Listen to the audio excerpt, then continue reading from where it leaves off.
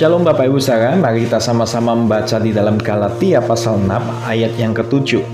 Jangan sesat, Allah tidak membiarkan dirinya dipermainkan, karena apa yang ditabur orang, itu juga yang akan dituainya. Cepat atau lambat dalam hidup ini, kita semua akan tutup untuk perjamuan menikmati konsekuensi perbuatan kita. Menabur, menuai. Dua hal itu yang kerap kita lakukan. Kita semua adalah penabur dan penuai. Setiap hari kita semua menabur. Apa saja kita tabur, rajin menabur akan dapat tuaian banyak suatu waktu. Tetapi tergantung apa yang ditabur dan bagaimana menabur. Menabur benih yang kurang baik, hasilnya juga kurang baik. Itu hukum alam. Istilah dalam pertanian, menabur dan menuai ini juga berlaku dalam kehidupan rohani kita.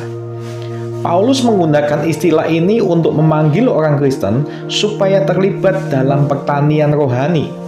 Konteks Galatia 6 ayat 7 adalah pembicaraan Paulus mengenai berjalan dalam roh yang dalam Galatia 5 dia jelaskan dengan baik.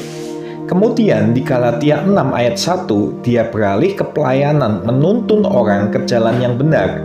Kemudian ayat 2 untuk saling menolong dan seterusnya. Galatia 6 ayat 6 mengenai perbuatan baik kita yang dilakukan untuk Kristus sebagai benih yang ditaburkan untuk kekekalan. Galatia 6 ayat 7 bahwa semua perilaku kita adalah benih yang ditaburkan dan bahwa panen akan sesuai dengan benih yang kita tabur dalam jenis, kualitas, dan kuantitas. Nah Bapak Ibu Saudara, setiap perbuatan memiliki akibat. Untuk mengilustrasikan hukum moral dan etika Allah yang tidak dapat diganggu-gugat, Paulus mengambil dari hukum pertanian bahwa penanaman benih tertentu akan menghasilkan panen sesuai dengan jenis benih yang ditanam. Jika kita menanam kacang, kita akan memanen kacang, bukan jagung. Oleh karena itu, kita yang menentukan panen rohani, apa yang akan dituai, kualitas dan kuantitasnya. Kehidupan kita saat ini adalah waktu menabur benih yang menandakan panen kekal kita, yang kualitasnya tergantung pada penaburan saat ini. Perbuatan jahat seringkali mengandung benih, hukuman, dan di dalamnya ada kehancuran. Bahkan seperti benih mengandung unsur-unsur yang kemudian menghasilkan buah. Jadi sementara kita menjalani hidup, berpikirlah seperti seorang petani, bukan seorang birokrat. Hukum tabur dan tuai tidak dapat diubah terlepas dari apakah kita percaya atau tidak. Anda percaya atau tidak dengan hukum gravitasi, namun bila Anda loncat dari gedung tinggi, Anda tetap akan jatuh ke tanah dan cedera atau bisa mati. Nah, Anda percaya atau tidak dengan hukum tabur tuai, Anda akan tetap menerima konsekuensinya suatu saat. Jadi semua yang kita pikirkan, cara kita bersikap, dan tindakan yang kita lakukan terus-menerus, itu adalah masa menanam untuk suatu saat kita akan tuai. Poinnya, panen tidak bisa dihindari. Nah, kita mau lihat asal kata menabur. Kata menabur dari kata Yunani speiro atau spau, artinya menarik. Secara harafiah berarti menaburkan benih dan kebalikan dari menuai atau mengumpulkan. Dalam penggunaan Yunani klasik, speiro dapat berarti menabur atau menanam benih, menabur gagasan, menyebarkan atau membubarkan benda atau orang, dan bahkan melahirkan. Speiro digunakan sebagai cara kiasan untuk menggambarkan penaburan benih sabda Allah dalam Injil Matius 13 ayat 19. Gagasan dan ajaran yang telah ditanamkan seperti benih di hati mereka, yaitu diterima di dalam hati mereka. Yesus menggunakan speiro berulang kali dalam perumpamaannya di dalam kitab Matius. Nah, kita bisa rangkum terhadap kata speiro ini adalah yang pertama secara harafiah artinya menabur benih atau menyebarkan benih dalam Matius 6 ayat 26. Tapi secara metaforis itu berarti memberitakan sabda Allah, menyebarkan Injil sebagai benih ilahi. Markus 4 ayat 14. Dalam perjanjian baru, Spiro muncul sekitar 50 kali dalam dua kategori makna utama. Setengahnya ada di dua perumpamaan tentang menabur dalam Matius pasal 13. Nah, Bapak Ibu Saudara, mereka yang di masa mudanya itu orang-orang yang menabur rumput liar akan mendapatkan panen yang buruk untuk dituai di hari tua. Tidak heran di dunia ini ada begitu banyak orang, baik pria dan wanita yang sudah tua lalu mereka kecewa. Mereka menyanyiakan masa-masa keemasan, yaitu masa muda mereka, dengan kehidupan yang ceroboh dan pemanjaan diri. Dan sebagai akibat hidup mereka rusak. Dan yang ironis adalah tahun-tahun terakhir hidup mereka di masa tua sangat menyedihkan dan tidak bahagia. Lain halnya dengan pria dan wanita yang di masa mudanya hidup dengan tertib berjalan di hadapan Tuhan dalam pengendalian diri, menolak untuk menjadi budak sensualitas. Bagi mereka, rambut putih adalah mahkota yang indah yang didapat pada jalan kebenaran. Amsal 16 ayat 31. Masa tua mereka diberkati. Nah, kita mau lihat di dalam Hosea 6 ayat 7 dikatakan, sebab mereka menabur angin, maka mereka akan menuai puting beliung. Konteks ayat ini adalah ketika para penguasa Israel berpikir bahwa penyembahan mereka kepada Baal dan aliansi asing mereka akan menghasilkan panen perdamaian dan kemakmuran yang baik. Israel telah menabur benih dosa, dan mereka akan segera menuai penghakiman dari Allah. Bahkan sekarang, jika mereka menabur kebenaran pun, mereka akan menuai belas kasihan pada panen berikutnya. Kita semua menabur ke dalam hidup kita, tetapi apakah kita menabur benih kebenaran? Tanaman apa yang akan tumbuh dari benih yang ditanam hari ini, atau minggu lalu, atau bulan lalu? Setiap orang menabur apa yang nantinya akan dia tuai dan menuai apa yang telah dia tabur sebelumnya. Itu adalah hukum kehidupan. Paulus katakan bahwa Tuhan tidak dapat dipermainkan. Kita semua menabur masa depan kita sendiri, dan benih yang kita tabur adalah perbuatan yang kita lakukan hari ini. Dan ironisnya, terkadang ada perbuatan yang kita lalaikan atau yang harusnya kita lakukan, tetapi kita tidak lakukan. Itu akan menjadi benih juga dan menghasilkan panennya. Misalnya, kita seharusnya tidur dengan teratur setiap malam, tetapi jam tidur kita terus abaikan selama bertahun-tahun. Akhirnya di tahun-tahun yang akan datang kita menjadi sakit. Sangat banyak contoh yang dapat ditambahkan. Perbuatan yang tidak kita lakukan memiliki kekuatan besar untuk kebaikan atau kejahatan, tergantung motifnya. Nah, ada sebuah kisah pembuat lonceng. Pada zaman dulu ada seorang kaisar yang bernama Charlemagne ingin memiliki lonceng yang luar biasa untuk gereja yang telah ia bangun. Lalu seorang seniman bernama Tancho itu dipekerjakan oleh gereja untuk membuat lonceng tersebut.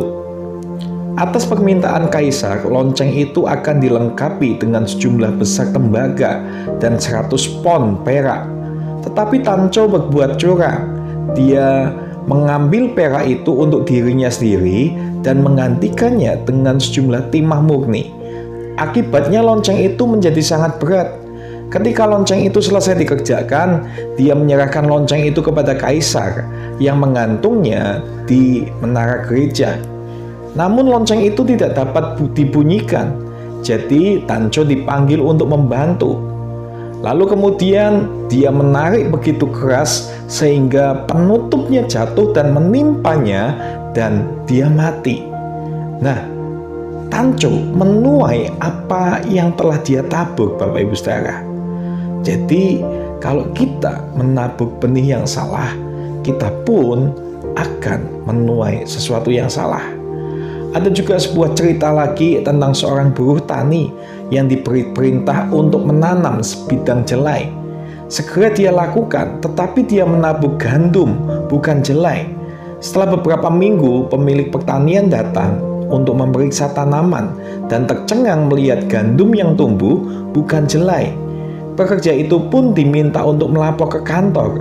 Pemiliknya berbicara, "Aku menyuruhmu menanam jelai," katanya. "Mengapa kamu menabur gandum?" Oh, pria itu menjawab, "Saya tidak berpikir itu akan membuat perbedaan. Saya pikir bahkan jika saya menanam gandum, saya bisa mengharapkan jelai yang muncul." Dengan marah pemilik berteriak, "Apa kamu gila, kawan? Apa yang membuatmu berpikir seperti itu?" Si pekerja menjawab, "Saya mendapat ide itu dari Anda, Pak. Saya telah memperhatikan cara Anda hidup. Dan saya perhatikan bahwa meskipun Anda terus-menerus menabur benih kejahatan, Anda berharap menuai buah kebajikan." Nah, tidak ada yang bisa menghindari hukum alam, menabur dan menuai. Apa yang kita tabur, itulah yang akan kita tuai. Apa yang kita tabur saat ini, Bapak Ibu Saudara? Ada sebuah kisah lain, seorang wanita memberikan kepada anaknya yang masih remaja sebuah mobil bekas. Kemudian anak remaja itu mulai mengendarai mobilnya dan seringkali kebut-kebutan. Suatu pagi mobilnya tergelincir dan menabrak tiang listrik.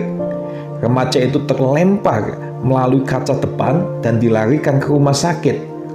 Ketika pendetanya sampai di rumah sakit, ibu anak itu panik.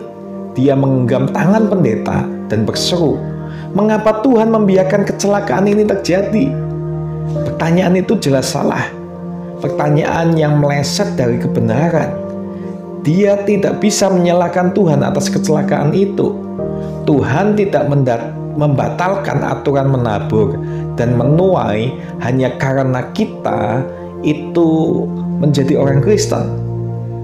Benih kesalahan mungkin ditaburkan secara rahasia, tetapi panennya tidak dapat disembunyikan, Bapak Ibu Saudara. Dalam Galatia 6, Paulus menekankan pentingnya menabur benih perilaku yang menghormati Tuhan. Karena apa yang ditabur orang, itu juga yang akan dituainya. Galatia 6 ayat 7. Kita tidak dapat mengharapkan untuk menerima buah berkat Tuhan jika kita tidak menaburnya. Benih yang kita tabur hari ini menentukan jenis buah yang akan kita tuai besok. Jika kita tidak menabur apa-apa selain dosa, kita akan mendapatkan panen penghukuman Tuhan.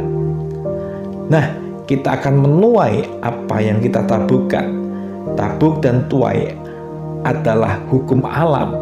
Petani tahu kapan dan apa yang harus ditanam untuk mencapai hasil yang diinginkan. Mereka akan memanen gandum jika mereka menabur gandum. Tidak mungkin menabur lalang dan menuai gandum. Hukum moral dan hukum kehidupan juga berlaku sama. Anda tidak dapat menabur dosa dan menuai kebenaran, atau pemanjaan dan menuai kesehatan, atau perselisihan dan menuai kedamaian. Anda tidak dapat menabur perbuatan daging dan menuai buah roh. Jadi kebenarannya adalah kita semua, Bapak Ibu Saudara, akan menuai apa yang kita tabur. Dari satu butir jagung akan muncul ratusan butir jagung. Banyak kehidupan yang hancur karena menabur angin, lalu mereka menuai badai. Dunia berada dalam kekacauan dan jutaan jiwa yang tak terhitung jumlahnya tersandung dalam perjalanan buta mereka menuju neraka. Dan semua itu karena orang-orang hidup bertentangan dengan kehendak Allah. Jadi, ketika kita menghadapi godaan, kita perlu mendengarkan hati nurani kita. Jauh lebih baik menghindari melakukan tindakan yang nantinya akan kita sesali daripada hidup dengan konsekuensinya. Sebab barang siapa menabur dalam daging, ia akan menuai kebinasaan dari dagingnya. Tetapi barang siapa menabur dalam roh, ia akan menuai hidup kekal dari roh itu. Lebih lanjut lagi dikatakan, janganlah kita jemu-jemu berbuat baik, karena apabila sudah datang waktunya, kita akan menuai jika kita tidak menjadi lemah. Galatia 6 ayat 9. Jadi benih apa yang sudah kita tabur, Bapak Ibu Saudara? apakah kita akan mengambil kesempatan untuk berbuat baik kepada semua orang? Nah, kebaikan yang kita lakukan tidak akan pernah hilang. Setiap tindakan baik akan berakar, dan setiap keping cinta yang kita tabur pada waktunya akan menghasilkan buah yang melimpah. Jadi saat ini, apa yang kita tabur pasti akan kita tuai. Terima kasih, Tuhan Yesus memberkati.